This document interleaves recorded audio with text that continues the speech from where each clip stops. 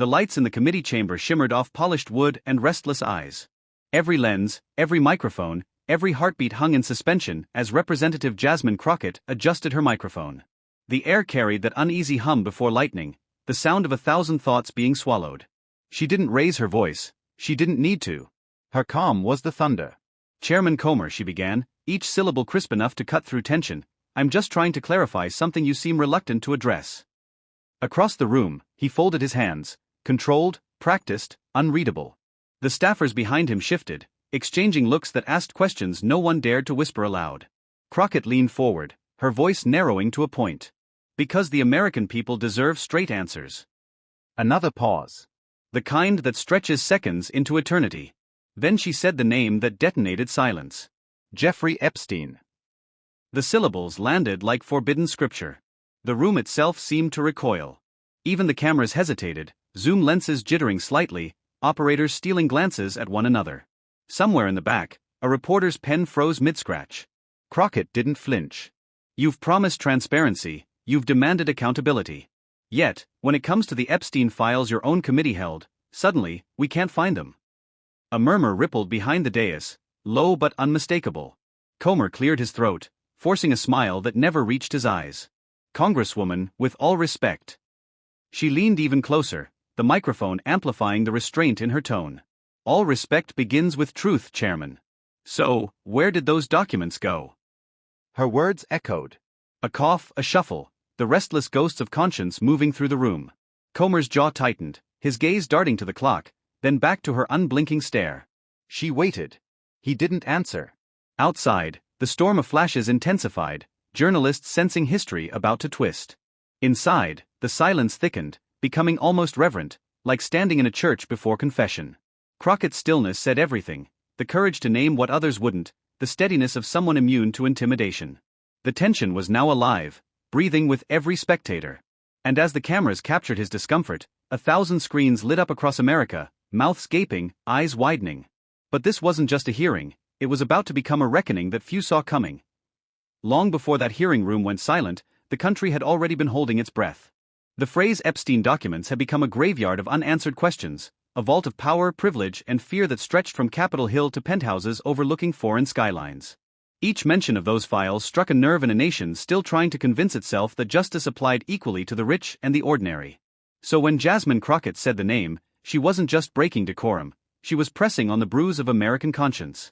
Across the country, millions who'd lost faith in hearings, probes, and political promises leaned toward their screens. They'd seen investigations before, all fire on camera, all ash afterward. What made this different was the woman asking the question. She wasn't performing outrage, she was demanding proof. And that demand cut straight to the committee's reputation. James Comer had built his career on the rhetoric of sunlight, accountability for bureaucrats, corruption exposed, truth dragged into daylight. His supporters praised him as a fearless watchdog, his critics warned that he chose which shadows to illuminate. But until this moment, none of that mattered, because no one had challenged him, on live camera, about those documents. Now the contradiction stood naked. How does a man who swears transparency flinch when the forbidden archive is mentioned? Inside the chamber, that dissonance was palpable. Staffers avoided eye contact. Witnesses shifted uncomfortably. It wasn't about legal procedure anymore, it was about moral coherence. What did the missing files contain? Names? Proofs? Or simply reminders that even justice has preferred clients?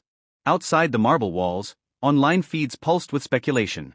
Flash cuts to tweets, viral clips, podcasts already dissecting the moment. Headlines crystallized before the gavel even fell. Epstein docs question rocks House Committee. Comer dodges Epstein query. Crockett demands answers the country wants. And it wasn't just outrage, it was fascination. Because in a political era obsessed with scandal fatigue, genuine courage felt almost cinematic. Crockett stood for everyone who'd ever been told the truth was off limits. Still, a darker undercurrent hummed through it all, one she could sense without seeing. The files weren't merely paper, they were leverage. Allies, donors, hidden favors, threads that once pulled, could unravel entire careers. That's why so many whispered. That's why entire committees lost things. The silence of the chairman wasn't confusion. It was calculation. In that moment, Crockett realized she hadn't just questioned a political rival, she had tugged on something much deeper, something stretching far beyond that day's agenda. She could feel it in the way his eyes hardened, in the subtle warning flicker behind his practiced smile. Somewhere deep within that missing archive was a story no one wanted told, maybe because it didn't stop with Epstein's crimes, it would reach into the mirror of Washington itself. And once that reflection appeared, it could not be unseen. Crockett could have pivoted back to safer ground, collected her time, let the tension dissipate. Many before her had done exactly that. But silence, she decided, was complicity written in softer ink. So, as murmurs rekindled and the gavel lifted slightly, she straightened her notes, looked through the haze of discomfort, and chose her path with unwavering precision. She could have chosen silence. Instead, she chose fire. James Comer had perfected the image of the diligent reformer long before that fateful hearing. To his supporters, he was the man who never blinked when confronting bureaucratic waste or government hypocrisy. A son of Kentucky soil, framed in folksy directness and meticulous notes scribbled in blue pen, Comer looked and sounded like the archetype of accountability. Reporters praised his bulldog tenacity, committee clips of his stern questioning went viral, and morning shows introduced him as the watchdog America needed. In the age of outrage politics, he provided the comfort of certainty, a man convinced that he alone was cutting through government fog. Every camera angle seemed to confirm it: furrowed brow, steady voice, the relentless advocate for taxpayers tired of scandals and excuses. Yet behind the polished optics and the conservative charm lingered contradictions that even his allies whispered about off-record. For every investigation thundered across press conferences, another seemed to vanish quietly in the night. When inconvenient figures appeared within his own political neighborhood, the scrutiny he'd once demanded suddenly eased into polite disinterest. To an untrained eye it looked like discretion. To a sharper one, it looked like selective zeal. He loved the camera, though he pretended not to. In his office, aides joked that he measured victory in minutes of airtime, but only half-joked, because the vanity in public service is always dressed as devotion. His committee meetings had become less about discovery and more about performance. Every raised eyebrow was calibrated, every sentence weighed for its viral potential. Truth was still spoken, yes, but it had begun to serve ambition more than integrity. The path to power, as always, was paved by the applause of the moment. When Comer took the chairman's gavel, he was baptized in authority, and the applause only grew louder. Networks booked him nightly, donors called him a beacon of accountability. Each compliment became a brick in the wall he built around himself, a wall so high that even legitimate criticism bounced off like rain. But power blurs self-awareness, and the line between mission and ego rarely announces when it's crossed. Over time, his once earnest pursuit of truth started to dissolve into spectacle.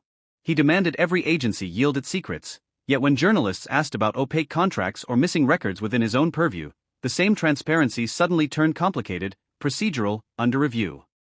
The irony was invisible to him, as it always is to those who've begun believing their own slogans.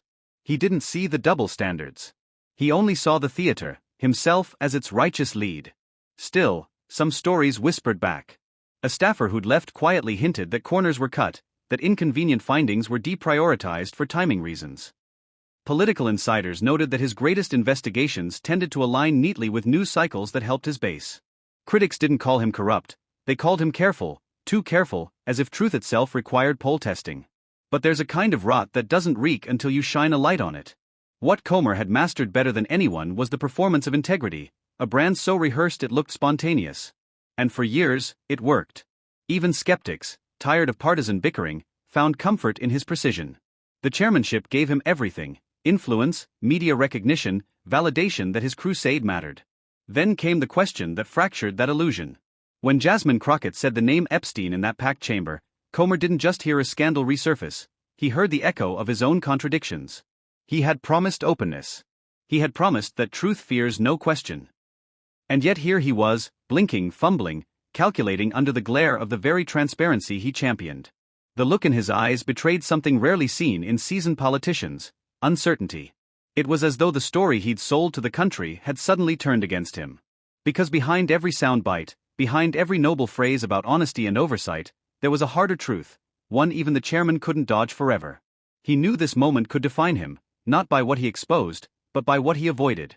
And avoidance, in politics, is its own kind of confession. The silence between his breaths told viewers more than any prepared statement ever could. Outside that chamber, audiences didn't see a villain twirling mustache and lies. They saw something subtler, a man convinced of his righteousness yet captive to the power it brought. Not evil but self-deceived. Not sinister but afraid. And fear, once visible, erodes authority faster than scandal ever could. Comer straightened his papers, pretending composure. But inside, the veneer had already cracked. And then came the woman from Dallas who had no intention of letting him off easy. Long before the congressional lights found her, Jasmine Crockett learned to fight in quieter rooms. Courtrooms that smelled of sweat and fear, classrooms where people like her were told to tone it down, and neighborhoods where justice wasn't an abstract idea but the difference between dignity and despair. She was Texas-born, forged in the furnace of blue-collar grit. Her father worked with hands that never seemed to stop aching. Her mother insisted those same hands could someday build more than survival. Around their dinner table, talk wasn't about status or strategy. It was about fairness, the kind that lives or dies in everyday decisions. From an early age, Jasmine knew two truths: that silence protects the powerful, and that power yields to persistence. When other kids dreamt of fame or fortune, she dreamt of cross-examining bullies too big for the playground. Law for her was never just a profession, it was the act of turning outrage into order. In her first cases as a civil rights attorney, she represented clients who couldn't afford bureaucracy.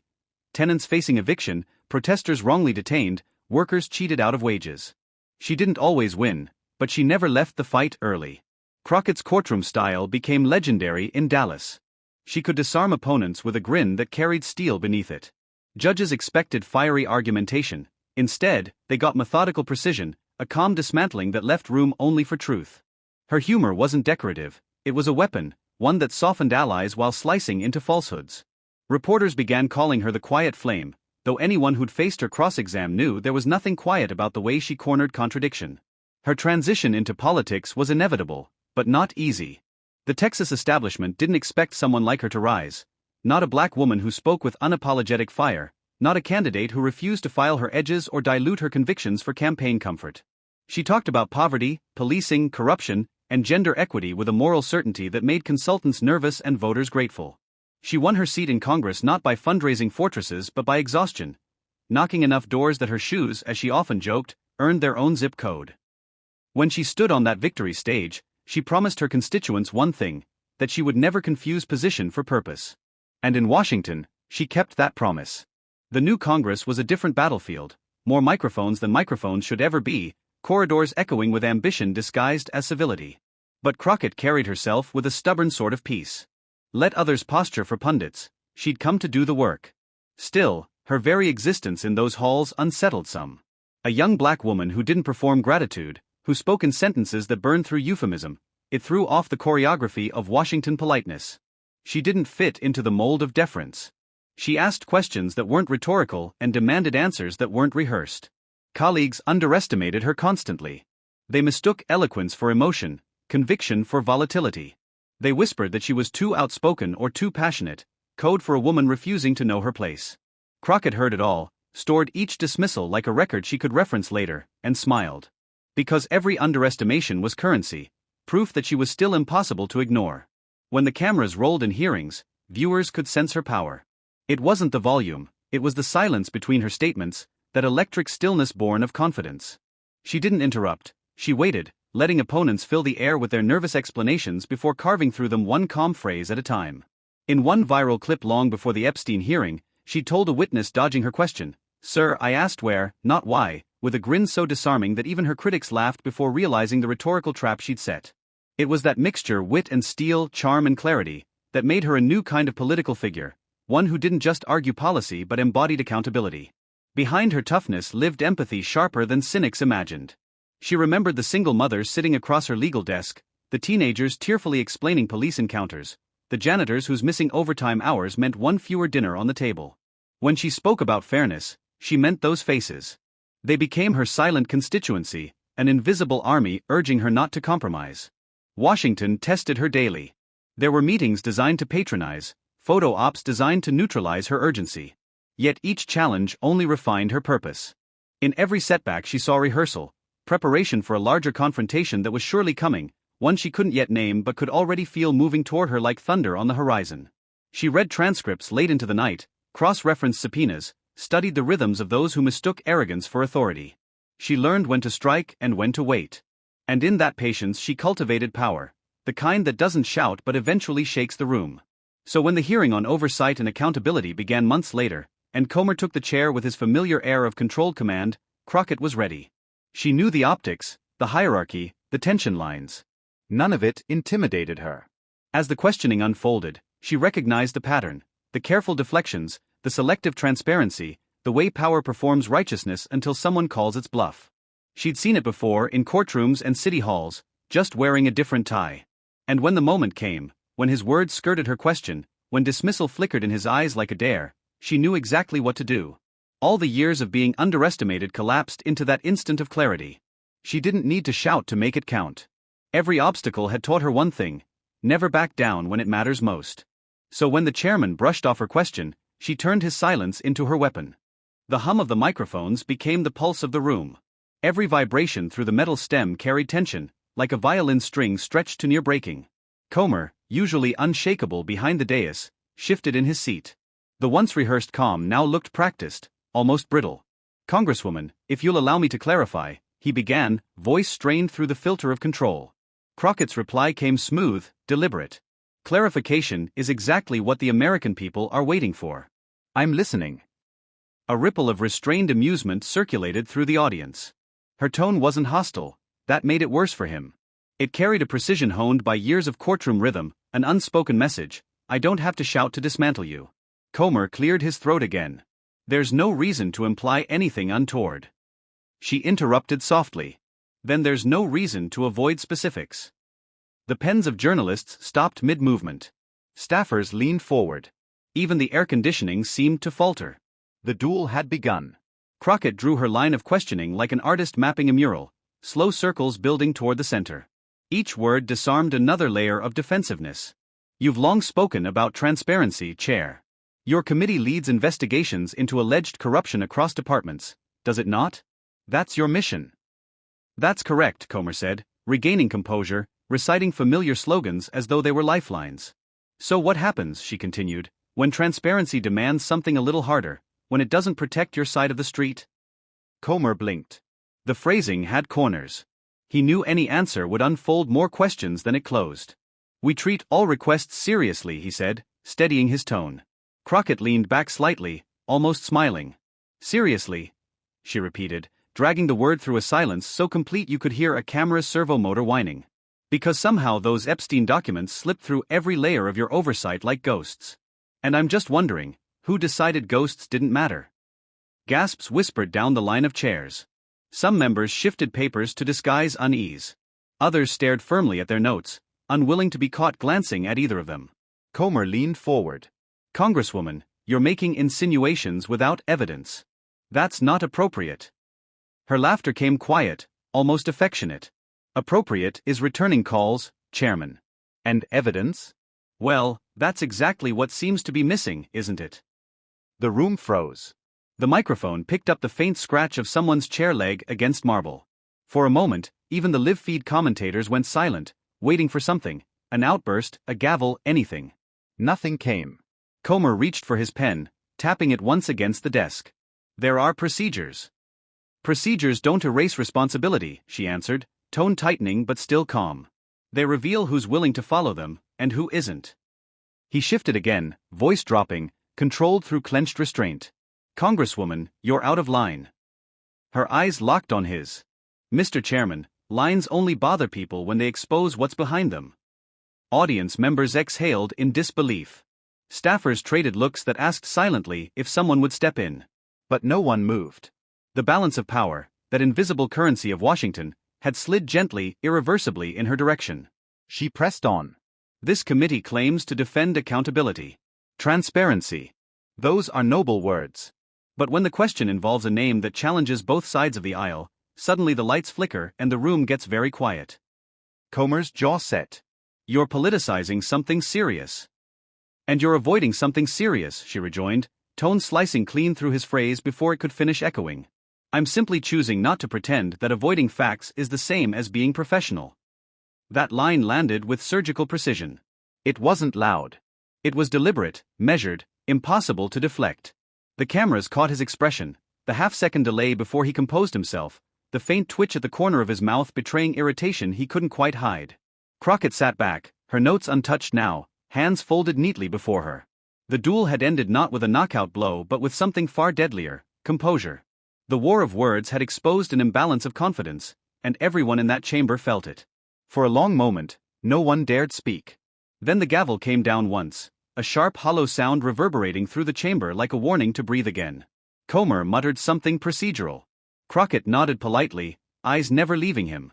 And somewhere deep in that silence, viewers watching from their couches and kitchen tables recognized the moment for what it was. Not an argument, but an awakening. One truth was finally beginning to corner evasion, and the walls of reassurance that power had built were beginning to thin. But Crockett wasn't done, and what she said next turned the committee upside down. For 13 seconds, no one moved. Cameras hummed, the gavel echoed faintly against marble, and in that pause between decorum and revelation, Jasmine Crockett seemed perfectly at ease. Then she leaned forward. Her tone was conversational, almost gentle, the kind people use before dismantling walls one brick at a time. "Chairman Comer," she said, "maybe we can bring some light instead of heat." He adjusted his glasses, nodding with forced patience. "That would be ideal." "Good," she answered. "Because heat is what's burning through public trust right now." A few committee members glanced up. The staffers behind Comer exchanged uneasy whispers. This was supposed to be routine oversight, not an interrogation. Crockett continued, a rhythm now threading through her words. "We've spent months demanding accountability from agencies that misplaced public funds, that redacted testimony, that lost files. And I agree, government shouldn't hide from its citizens. But transparency can't be selective. It can't depend on who's asking or who's involved." Comer folded his hands, breathing evenly. No disagreement there. Her eyebrows lifted the way trial lawyers do when they know their next question is the real one. "Then help me understand why material connected to Epstein, material requested by this committee, simply vanished without an update, without public notice, and without explanation." He hesitated. "Congresswoman, those materials were transferred, reviewed, or erased." She interjected smoothly, each alternative laid like evidence on a courtroom table. "I've been advised that those inquiries are outside the current scope." "The current scope," she repeated, voice sharpening by degrees, "is the credibility of your oversight." That sentence struck deeper than accusation, it struck identity. His committee was his brand, the symbol of his integrity. And here she was, suggesting that the watchdog might have dozed off at guard post. Around them, the room grew heavy with that realization. Television crews sensed it, zooming tighter, reporters adjusted earbuds. Even the chairman's chief counsel began flipping through folders pointlessly, searching for something that could translate evasion into reassurance. Crockett didn't press immediately. She let the silence do the work. Then softly, "You can't tell Americans that corruption hides only in their opponents' offices. If you don't follow the truth everywhere it leads, you're not protecting transparency, you're protecting proximity." Comer exhaled, long and slow. "You're implying motives that simply don't exist." "Then clarify them," she replied. He straightened his jacket, buying seconds.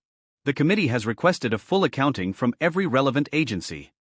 "And yet," she cut in, "when citizens requested that same accounting, they were told it was confidential. Which is it, Chairman? Open to oversight or sealed from the people's eyes?" Her questions landed like steady drumbeats. Each one tightened the air, each pause, another turn of the screw. He attempted steadiness. "This is an ongoing review. Revealing investigative materials before completion would violate procedure," she finished for him.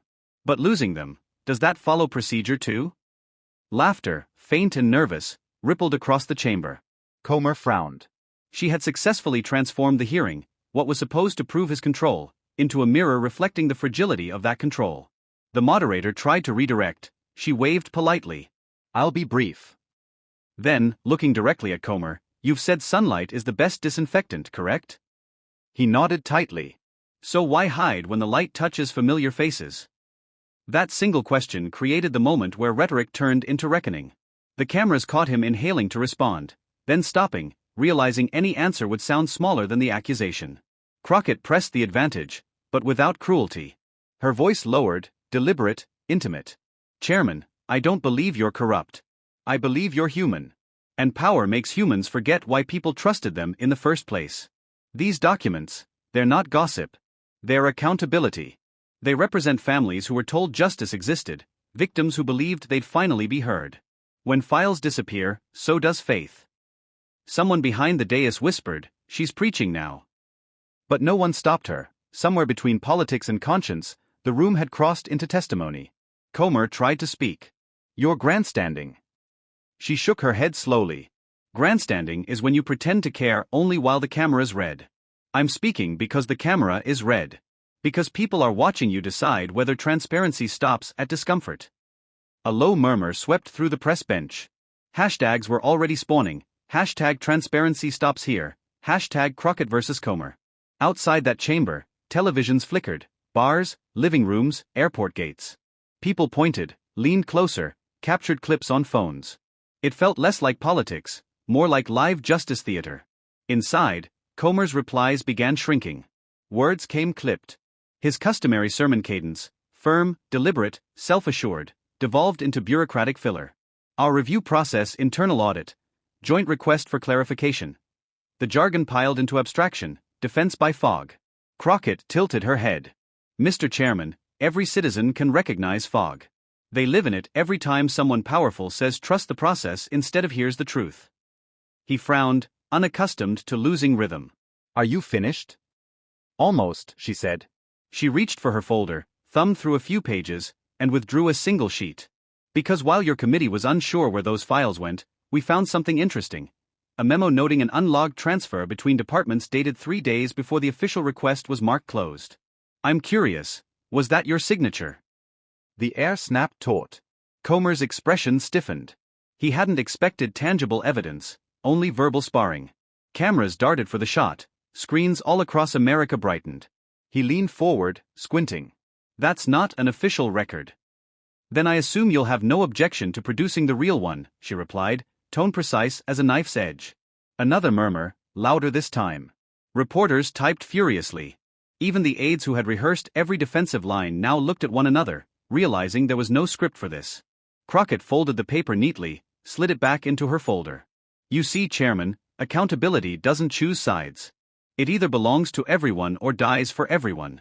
There's no middle ground, only silence, and silence is where corruption grows roots. That last line hung in the air, unsparing yet not cruel. It wasn't a strike, it was a mirror. Comer sat still. The practiced calm returned, but his eyes gave away what his voice wouldn't. He'd been cornered by logic, not rage, and that left no rebuttal. Crockett gathered her notes, thanking the chair with the same calm that had opened the confrontation. I yield the remainder of my time, she said, each word deliberate, almost serene. The gavel struck to close her questioning, but even that sound felt hollow, overpowered by what lingered in the silence afterward. Across the chamber, aides exhaled in relief that it was over. Reporters exchanged incredulous smiles. They all knew, this clip was destined for history's highlight reel, the moment dignity overtook denial in real time. Outside, notifications exploded. Split screens filled with talking heads, timelines fogged with debates and reposts. The scene repeated endlessly, her calm gaze meeting his evasive glare, a cinematic freeze frame of accountability demanding eye contact with authority. Back in the chamber, Comer muttered procedural language about moving to the next witness, but his voice was mechanical. Behind him, a staffer whispered, "We need a statement, fast." Crockett just sat in quiet afterglow. Not gloating, not smiling, reflective. Because she hadn't won a brawl, she'd reclaimed integrity and reminded those watching that truth doesn't tremble. She reached for her water glass, lifted it slowly as the cameras zoomed out. If there was a mic drop moment, it didn't need a stage cue, it existed in that stillness, composed, unbroken, triumphant. The gavel fell again, louder this time, summoning the next item of business. But once the gavel fell, the real battle shifted, from the hearing room to the internet. The hearing ended at dusk, but by sunrise the next morning, it had swallowed the internet whole. The moment Crockett lifted her glass in silent defiance, replayed like a victory dance disguised as composure. By 6 a.m., the clip dominated every social feed, millions of views, millions of interpretations, one unmissable truth. Something had shifted. Hashtag Crockett versus Comer. Hashtag transparency for all. Hashtag justice. Those three phrases exploded across platforms like digital fireworks. Some edited the video with cinematic soundtracks, slow-motion zooms on Comer's uneasy expression. Others turned Crockett's calm into memes, her steady gaze labeled the look that melted hypocrisy. Even her half-smile earned its own emoji. Within hours, journalists called it a watershed moment for congressional candor. Late-night hosts monologued over the footage with practiced theatrical shock. When your whole brand is transparency, one joked, but the truth calls and you hit decline. Audience laughter rolled, but so did applause. Because underneath the satire, everyone understood what they'd witnessed, rare, unscripted accountability. Morning headlines read like verdicts. A Texas firebrand cornered power. The question that stopped a chairman cold. Even outlets reluctant to credit Crockett admitted the optics were undeniable: poise meeting panic, grace eclipsing arrogance. Meanwhile, Comer's office rushed to contain the blaze. Spokespersons scrambled talking points, taken out of context became the refrain of the hour. They released statements about continuity of investigation, chain of custody, clerical review, words that sounded procedural but felt hollow. The public, already fluent in bureaucratic deflection, wasn't persuaded. On split screens and panel shows, commentators jousted. One analyst insisted Crockett grandstand for social media. Another countered, if competence looks like grandstanding to you, maybe it's because you've forgotten what honest questioning sounds like. The discourse was electric, partisan lines blurring as admiration and unease mingled. In living rooms, the moment became conversation. Parents pointed to her tenacity as proof that courage was still possible in politics. Teenagers looped the clip for inspiration, mimicking her line delivery in TikTok sketches that blended humor and reverence. Immigrant families watched proudly. Here was a lawmaker who carried both Southern candor and survivor spirit, a descendant of labor and faith standing unshaken before the machinery of power. Even critics found themselves grudgingly impressed. Conservative columnists framed it as a tactical blunder by the chair, but what they really described was composure winning against condescension. Liberal commentators, by contrast, declared it a masterclass in rhetorical strike precision, a phrase that turned into t-shirts overnight. In the noise of trending feeds, something subtler happened, a cultural catharsis, a collective exhale. For years, Americans had watched hearings dissolve into theater without consequence. But this encounter felt different. It took the unspoken frustration, the exhaustion of watching accountability recede behind slogans, and gave it a face, a calm voice, a definitive enough. That night, as talk shows recycled the exchange, clips of Crockett's earlier community work resurfaced. Interviews from her law days, footage from marches, soundbites about fairness, all rediscovered by a public suddenly hungry to know more. She wasn't trending as a curiosity, she was trending as conviction personified. Hashtags became hubs of storytelling. Survivors of exploitation shared their anger at lost evidence, citizens posted open letters calling for full document release, artists illustrated her defiance in bold colors and digital brushstrokes. For a day, maybe more, politics felt moral again. Inside Comer's circle, though, panic brewed. Staff meetings turned forensic, scouring every frame to minimize damage. Allies urged patience, promising that outrage fizzles faster than it flames. But outrage wasn't the point anymore. Respect was. And once respect shifts, no memo can rewire perception. Cable anchors replayed the clip with cinematic analysis, dissecting posture and tone. Notice when her hands fold, that's dominance through composure. Watch his eyes, that's calculation meeting consequence. America consumed the scene like a morality play, hero and anti-hero, truth and avoidance, dignity confronting denial. Meanwhile, politicians from both sides weighed their reactions carefully. Publicly, most kept silent. Privately, they studied it, taking mental notes on how one unflinching question could reset the emotional temperature of an entire hearing. Back in her district, community centers projected the clip on walls during evening discussions. Elders clapped softly at her restraint. Young organizers took selfies beneath the projection, hashtags glowing in captions about courage. Crockett's office phones rang nonstop, some thank yous, some warnings, all proof that people were watching again. Every great confrontation in American civic life finds its aftershock. This one rippled beyond ideology, into something simpler, trust reclaimed, if only briefly. Because for one news cycle, people spoke not about left or right, but about right and wrong. And yet, even as headlines glowed and fans rejoiced, whispers resurfaced in darker corners. What if the missing documents never reappeared? What if the story fizzled like so many before?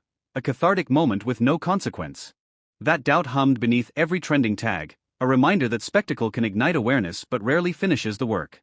Crockett herself sensed it. Behind her composed victories, she knew momentum is fragile, that tomorrow's outrage could eclipse today's truth if no one held the line. The light from screens may illuminate, but it also blinds. Fame can flatten meaning, justice turned viral can decay into entertainment. Still, for this moment, millions felt the spark of conviction again. They saw that discipline can roar louder than volume, and that one question, delivered with steadiness, can make arrogance stumble. Twitter storms would fade, panels would pivot, the next scandal would cue for attention. But something essential had been proven: the language of integrity still resonates. The storm roared, hashtags burned bright, and then slowly the feeds began to refresh, the noise folding back into ordinary chatter. But beneath the noise, one question remained: would this moment actually change anything? The frenzy subsided as quickly as it had erupted. Headlines cooled, hashtags dimmed, and the hurricane of retweets drifted back into the ordinary tide of daily noise. But what remained, what hums even after the lights vanish, was something quieter and far more enduring: the image of Jasmine Crockett sitting there, unshaken. That still image traveled further than soundbites ever could. Across living rooms and classrooms, people remembered the calm of it. Not the drama, not even the argument, but the steadiness. It was the composure of someone who understood that courage isn't always loud. Sometimes it's the refusal to look away. In a town built on bluster and denial, that quiet resolve became radical. Crockett didn't just challenge a chairman, she exposed the illusion that truth belongs to anyone's party. In that flash of tension, she stripped politics of its colors and left only right and wrong, bare, uncomfortable, human. The missing Epstein documents, now under fresh scrutiny, came to symbolize more than administrative failure. They became shorthand for a broader sickness, the institutional instinct to hide what hurts. Every buried file, every unanswered inquiry, every delayed hearing, together, they throttle the fragile lungs of justice. Because when truth is buried deep enough, it stops breathing altogether. Crockett's confrontation reminded the country of that. She showed that accountability isn't an act of rebellion, it's the foundation beneath democracy's pulse.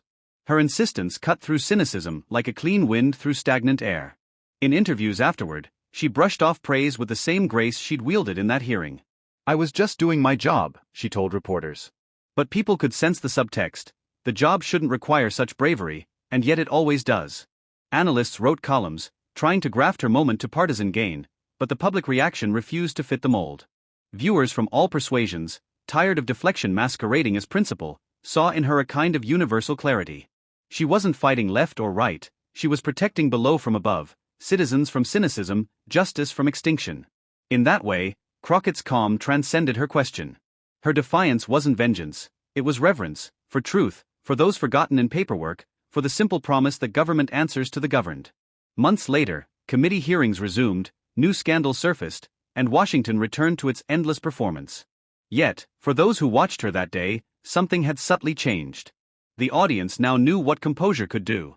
Every witness who stalled under questioning now faced the ghost of that example, a reminder that beneath theatrics, transparency is still possible when one person refuses to treat truth as negotiable. In classrooms, teachers showed the clip as an illustration of civic responsibility. In community meetings, people quoted her words about light and accountability. And in quiet circles, disillusioned citizens whispered something that sounded almost like optimism: maybe the system can still blush. It was never about humiliation. Crockett didn't conquer through ridicule, she restored the idea that dignity itself can be a weapon. Her poise reminded America of its own potential dignity, one question at a time, one truth wrestled free from silence. The lesson, in the end, was painfully simple and beautifully difficult: truth has no political home. It demands allegiance not to party, but to conscience. It belongs to anyone brave enough to ask for it and patient enough to sit through the silence that follows. And sometimes, the most effective call for justice isn't shouted through megaphones or scrolled on screens. It's a steady gaze across a crowded room, a refusal to flinch when power looks back, daring you to blink. For all its noise and spectacle, that hearing distilled something timeless: courage that outlasts applause, integrity that doesn't require agreement, and faith that accountability, though fragile, is still alive. And as the echo of that hearing fades, one truth lingers louder than ever. The gavel has fallen, the cameras have dimmed, and the marble corridors of Congress echo again with their usual footsteps. Yet somewhere outside those walls, the sound of that strike continues, in living rooms, classrooms, sidewalks, and phone screens glowing late at night. The moment Jasmine Crockett cornered James Comer on the missing Jeffrey Epstein documents began as just another oversight hearing, another day of rhetoric and restraint. But by the time the microphones cooled, it had become a mirror held up to power, and to us. It proved that questioning silence is not chaos. It's citizenship. The image still lingers: Crockett steady, unflinching, voice calm as she demanded what too many have learned to stop demanding: clarity. That image belongs to everyone who's ever been told the truth was too complicated to ask for. If accountability is the heartbeat of democracy, then each of us holds a stethoscope. We either listen for that pulse or we let the noise drown it out. The difference between cynicism and change is participation, choosing to stay engaged when it's easier to scroll past. So, carry her composure into your own conversations. Question what doesn't add up. Insist on facts even when it's unfashionable. Remember that truth doesn't need volume, only persistence. Because every echo from that gavel reminds us that democracy isn't a spectator sport. It's built in real time by those willing to speak calmly into the static, demanding honesty when silence feels safer. Crockett's moment was more than a takedown, it was an awakening. A reminder that power yields not to outrage, but to unyielding truth. And as the lens pulls back from that hearing room to the world beyond, one conviction remains clear: the echo only fades if we stop listening.